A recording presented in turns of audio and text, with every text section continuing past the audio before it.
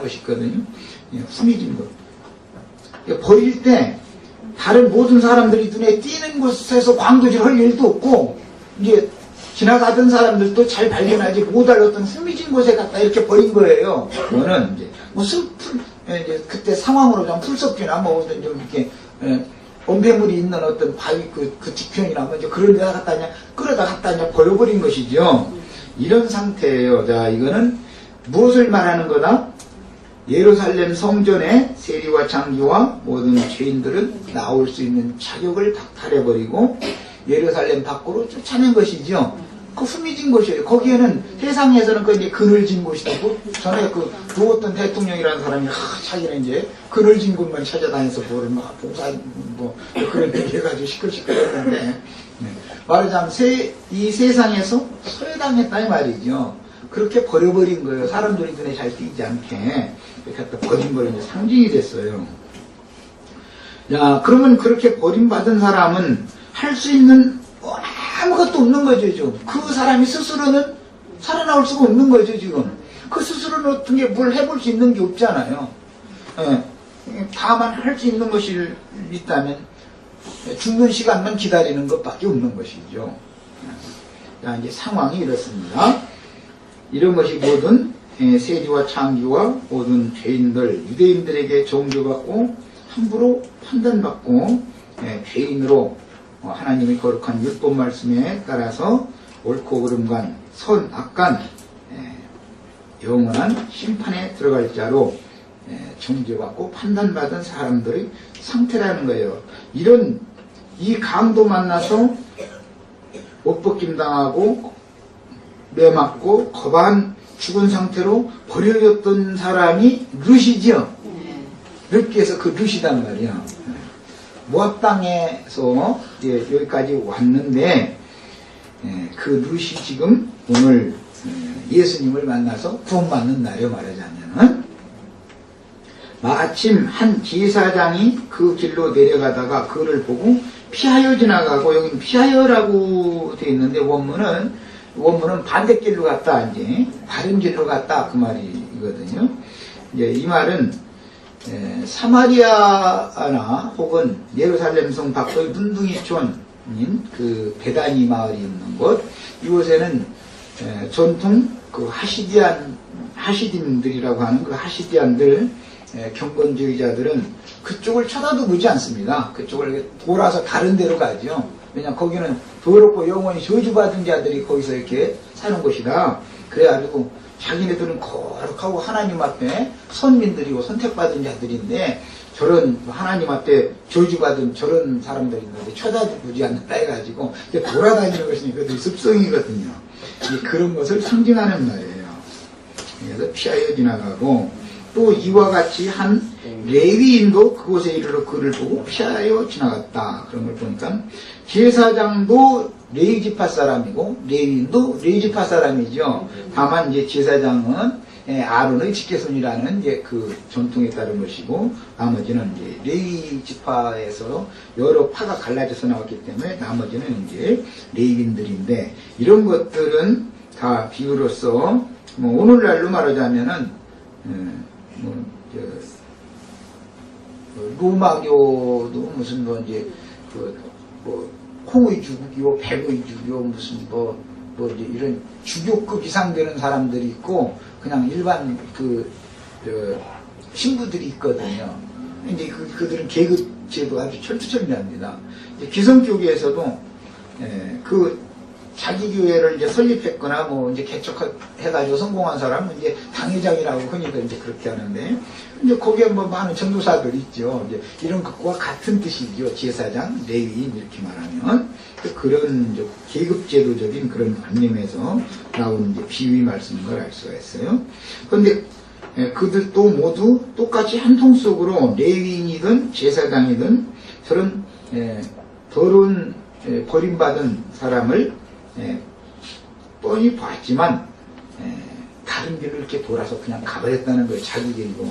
나름대로는 굉장히 바쁜 사람들이죠. 열심히 갔으니까. 보고 피하여 지나가되 어떤 사마리아인은, 이게 유다 사람이 아닌 사마리아인으로 예수님이 일부러 이렇게 대조를 할 때는 사마리아 성읍은 피가 섞인 더러운 그 가늠한 족속들이라, 이방인의 피가 섞인 족속들이라 해가지고 유대인들이 경멸하는 관념이 있었기 때문에 의도적으로 이걸 비유를 이렇게 하신 거예요. 올려놓으세요. 의도적으로 이렇게 하신 거예요. 그런데 어떤 사마리아인은 여행하는 중, 그러니까 제사장도 여행 중에 있고 레위인도 여행 중에 있죠. 이 예루살렘에서 여리고로 내려가는 여행객은 사마리아 사람이단 말이야. 그러나 이 제사장과 레위인은 유대 사람이란 말이죠. 이걸 대비를 일부러 이렇게 쭉 시켜놓으신 거예요. 그래서 이제 어떤 사마리아인은 여행하는 중이었는데, 제사장이든 레위인이든 사마리아인이든 모두 다 여행을 한다라는 것은 이 세상의 행인과 나그네로 인생길을 걷는다. 지금 그걸 염두에 하는 말이에요. 여행하는 중, 거기 이르러, 그러니까 이제 그 강도 만난 어떤 불쌍한 사람이 버려진, 숨겨진 그 지점에 이르러, 이것은 예수님이 뭐 사마리아 성을 일부러 거쳐서 왔고, 또 베다니, 예루살렘에 가서도 베다니에 가셔서 꼭 쉬시죠. 예, 그렇게 하시는 것이 거기에 이르는 것이죠. 말하자면 이르러 그를 보고 불쌍히 여겨 가까이 가서 기름과 포도주를 그 상처에 붓고 싸맸다 그랬는데, 기름과 포도주를 그럼 여행객은 가지고 다닌다라는 걸 알 수 있죠. 이 기름이라는 것은 하나님의 성령을 향유한 말이고, 당연히 포도주라는 것은 신약 복음, 은혜 말씀을 상징한 말인 것을 알 수가 있어요. 그래서 그 상처에 붓고라는 것은 강도들이 이제 때려서 이제 그 먹는 이제 상처자리를 말한 것이지만, 이건 외적인 표현보다는 그 상처는 세리나 창이나 모든 죄인들은 상처를 얻어받는 영혼의 상처를 입은 상태니까 영혼 치료를 하는 것이 말하자면은 기름과 포도주를 부어주는 것이죠. 오늘 우리 형제자매님들도 이런 말씀을 통해서 기름과 포도주를 다 부음받으셔서 혹시 세상에서 어떤 연유로 상처받은 거 있으면 오늘 다 치유를 받으시길 바래요. 그리고 이제 싸매줬다. 싸매준 것은 룻기에서는 보아스의 옷자라고 이렇게 덮어준 것이죠.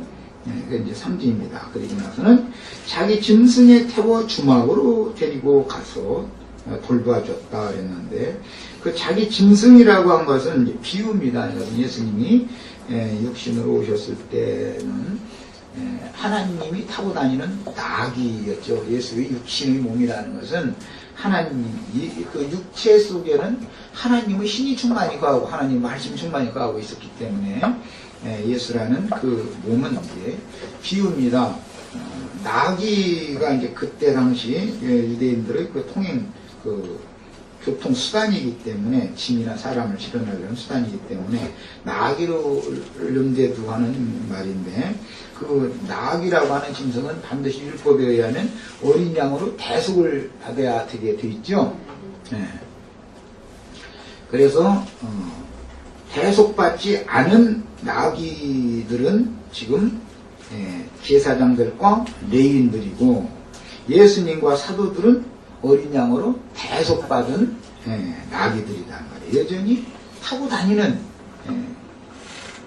대세대에 주께서 보내신 증인들이라고 하는 것이 다 육신이 몸을 입은 똑같은 사람으로 어디를 보냄을 파송을 그렇게 받아야 되나. 주의사자라고 해서 무슨 뭐 어떤 뭐 그냥 어떤 유령이 휙 돌아다니면서 뭐 말씀 전하고 기름과 포도주를 부어주고 싸매고 뭐 그렇게 할 수는 없는 일이니까, 어차피 어떤 이제 그 사자를 파송을 하면 그 사자에게 먼저 기름과 포도주로 부어서 싸매주신 경험을 가진 사람이야 되니까, 뒤에 보면 그 주막 주인에게도 뭐 2데나리온 내주는 얘기를 하는데, 사실은 뭘 줬다는 거예요?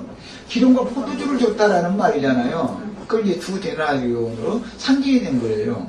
그것은 이 사마리아로 여행하던 예루살렘에서 여리고로 여행하던 이 사마리아인은 소지하고 다니는 것이 있는데, 그건 기름과 포도주였다. 그것은 예수 그리스도께서 아버지 성령과 그다음에 아버지 말씀을, 은혜의 말씀을, 생명의 말씀을 받아가지고 세상에 오셨고, 그걸 주막 주인에게도 또